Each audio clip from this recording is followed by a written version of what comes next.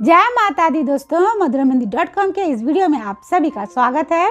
आज के इस वीडियो में जानेंगे बिहार मिथिलांचल का सुप्रसिद्ध लोक पर्व चौरचन 2026 में कब मनाई जाएगी, क्या है शुभ मुहूर्त, पूजा विधि और महत्व को। तो इन सभी जानकारियों को जानने के लिए आप सभी वीडियो पूरा देखिए। बिहार के मिथिलांचल में ऐसे बहुत सारे पर्व और त्योहार मनाए जाते हैं जो कि प्रकृति से जुड़े होते हैं। जहां छठ पर्व में उगते और डूबते सूर्य की उपासना की जाती है, तो वहीं चौरचन में चांद की पूजा भी बहुत ही हर्षोल्लास के साथ मनाई जाती है। चौरचन पर्व को चौरचंद्र पर्व भी कहा जाता है। मिथिला पंचांग के अनुसार चौरचन का पर्व भाद्रपद महीने की शुक्ल पक्ष की चतुर्थी तिथि को मनाई जाती है और इसी दिन ही गणेश चतुर्थी का त्योहार भी मनाया जाता है। इसलिए ये पर्व भगवान श्री गणेश और चंद्रदेव को समर्पित होता है। चौरचन पर्व में माताएं अपने पुत्रों की लंबी आयु के लिए सुबह से लेकर शाम तक निर्जला व्रत को रखती है और शाम को चंद्रमा को अर्घ दे के व्रत को खोलती है। मान्यता है कि भाद्रपद माह के शुक्ल पक्ष की चतुर्थी को चंद्रदेव की पूजा करने से जातक को शारीरिक और मानसिक परेशानियों से छुटकारा मिलने के साथ ही घर में सुख, समृद्धि और खुशहाली आती है। तो चलिए जान लेते हैं कि साल 2026 में चौरचन पर्व कब मनाई जाएगी और क्या है शुभ मुहूर्त। मिथिला पंचांग के अनुसार भाद्रपद माह के शुक्ल पक्ष की चतुर्थी तिथि को चौरचन का पावन पर्व मनाई जाती है और भाद्रपद माह के शुक्ल पक्ष की चतुर्थी तिथि की शुरुआत होगी 14 सितंबर 2026 दिन सोमवार की सुबह 7:06 से लेकर 15 सितंबर 2026 दिन मंगलवार की सुबह 7:40 तक। चौरचन पर्व में संध्या काल में चंद्रदेव की पूजा की जाती है।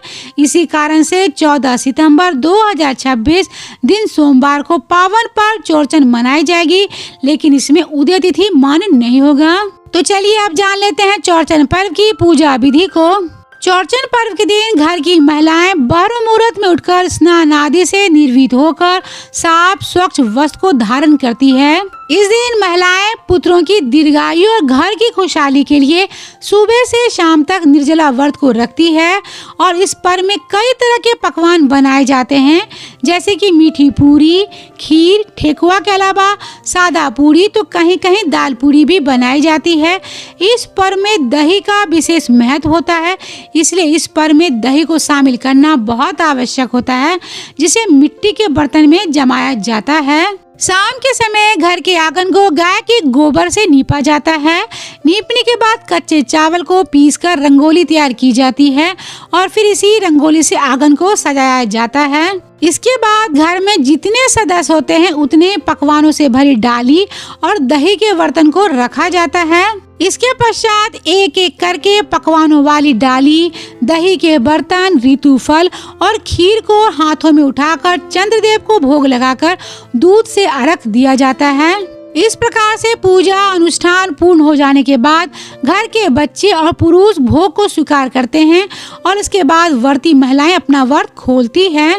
इस पर्व में घर के सारे सदस्य पूजा स्थान पर ही प्रसाद ग्रहण करते हैं और बचे हुए भोग और पकवानों को किसी स्वच्छ जमीन पर दबा दिया जाता है। चौरचन की पूजा पूरी विधि विधान और स्वच्छता से करनी चाहिए, तभी फल की प्राप्ति होती है। तो चलिए अब जान लेते हैं चौरचन पर्व के महत्व को। जैसा कि छठ पूजा सूर्यदेव की आराधना के लिए मनाई जाती है, ठीक ऐसे ही चौरचन का पर्व चंद्रदेव की आराधना के लिए मनाई जाती है। धार्मिक मान्यता है कि चंद्रदेव की पूजा करने से व्यक्ति झूठ, कलंक से अपने आप को बचा लेता है।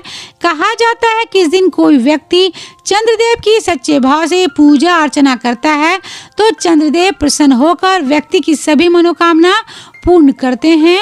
उम्मीद करती हूँ कि आप सभी को ये वीडियो पसंद आया होगा, तो इसे लाइक करें, शेयर करें और कमेंट बॉक्स में जय माता दी जरूर लिखें।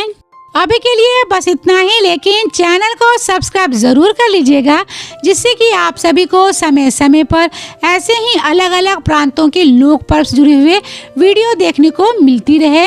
तो मिलते हैं मधुरामहिंदी.com के अगले वीडियो में एक ऐसी नई जानकारी के साथ। तब तक आप अपना और अपनों का ख्याल रखिएगा। जय माता दी।